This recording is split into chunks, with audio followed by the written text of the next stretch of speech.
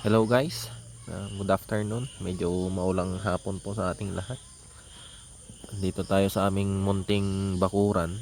So, kung mapapansin po nyo, marami kaming saging dito. Merong 3 varieties of banana here.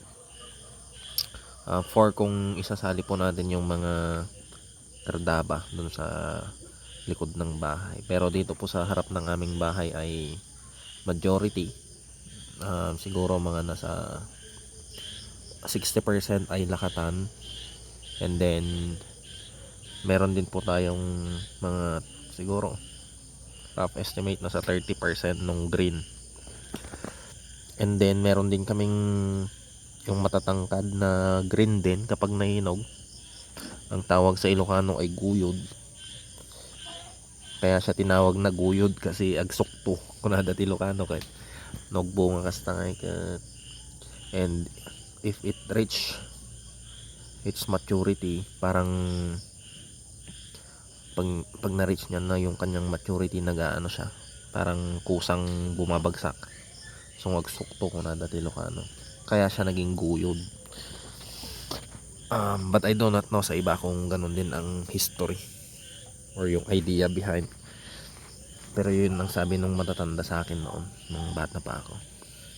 Also dito sa aming munting bakuran, may mga konting manok po tayo dito. Laga ni Erpat. Pero ako yung nagpipinance. So these are roughly siguro mga nasa 20. Parang ngayon lang kami nakaproduce ng ganon. 20. Hindi siya kadamihan, backyard lang. Variety of colors. Meron tayong ditong mga dalusapi na red.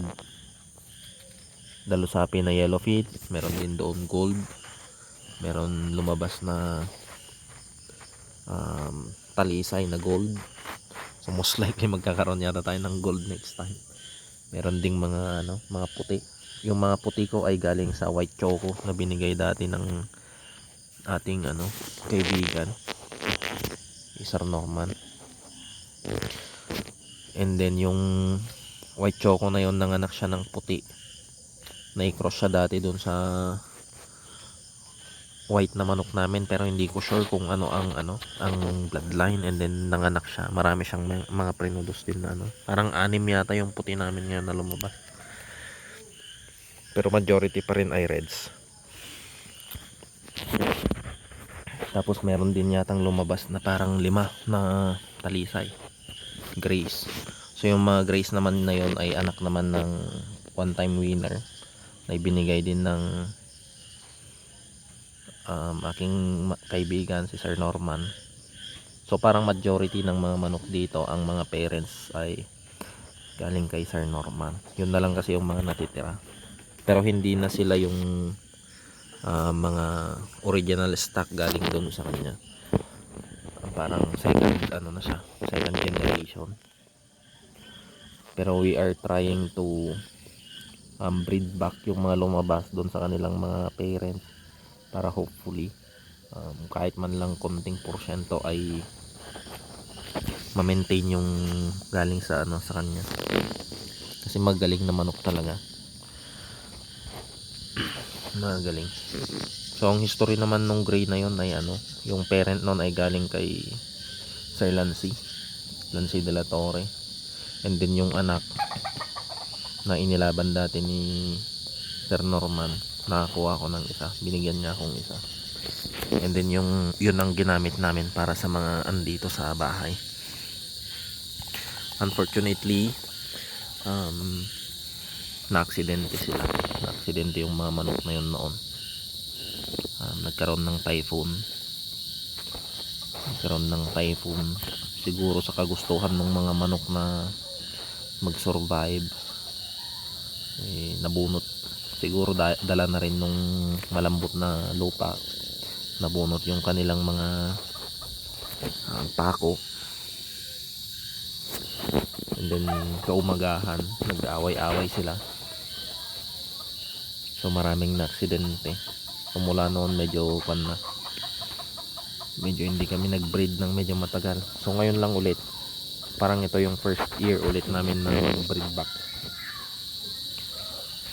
So yung mga reds naman namin, bali dadalawang manok ang natira nung nakaraan dito sa bahay, sa totoo lang. Parehas na one time winner. Isang one time winner na gray, tapos isang one time winner na reds. So yung mga reds, siya yung tatay ng mga to, mga red na to. And then yung gray naman, siya naman yung tatay ng mga gray na nandyan. So parang dalawang lalaki lang. And then itong mga inanak ngayon, parang nasa ito 18. So yung 18 na yon, dadalawa lang ang parent. Pero yung mga nanay magkakaiba. Kaya hindi natin matitrace pa. Medyo magulo yung ating breeding. Pero okay lang, backyard lang naman pa lang. Nag-uumpisa pa lang. And kapag ka nagkaroon tayo ng mas maayos na or makaipon ng puhunan, susubukan nating mag-acquire ng mas magagandang materyales. Pero so far so good, parang okay naman sila. Magaganda naman yung itsura. Hindi pa sure yung iba kung magagandang performance kasi dalawa pa lang yung naglalaban. Itong mga nauna lang.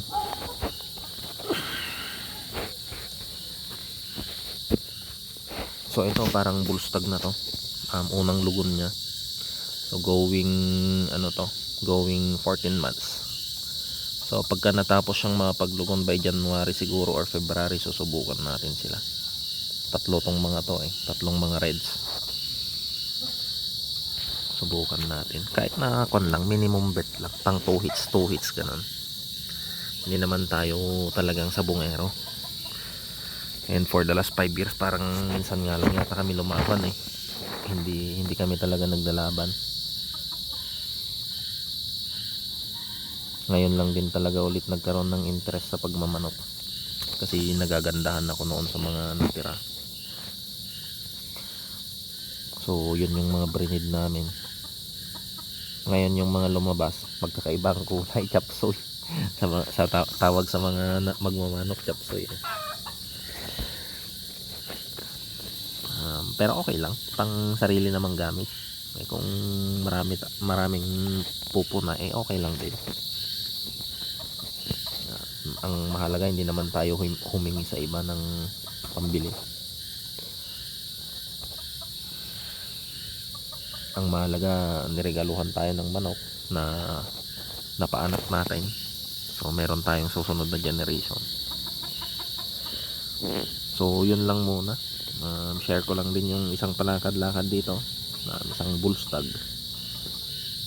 Yung nandun naman sa babae gold, and then yung nandun sa isang yon talisay na gold. Magkaiba, bali tatlong kulay agad yan, no? Tapos may puti dyan hindi ko lang makita. May bunga na rin tong ating mga lakatan dito, mga ka-farmers. Yan. Patay mo na. Dito yung pamangkin ko, nagkatid ng pandesal. Yan. Habang medyo umaambon-ambon, pero okay lang din naman. Sa mga hindi nakakalam, ako ay naka-wheelchair kasi kaya hindi ko mapuntahan tong mga to. Yung tatay kong nag-aalaga, pero ako yung nagpifinance. So parang partnership siya. Medyo magastos din magmanok sa totoo lang. Ito nga lang 20 nga lang to 20. Tapos siguro yung mga babae namin roughly yung babae namin mga 10 lang. Pero magbabawas kami doon, mga magtitira lang kami ng 8. Yun yung gagamitin. And then iaasawa namin lahat yan dyan sa pag-apat sila, isang gray, isang red. Tapos yung mga puti, pag samasamahin muna namin sila, i-inbreed, tsaka na lang haluan kapag naging solid na yung ano nila. So yun lang muna mga ka-farmers, ang ating konting sharing ngayon, and have a blessed day.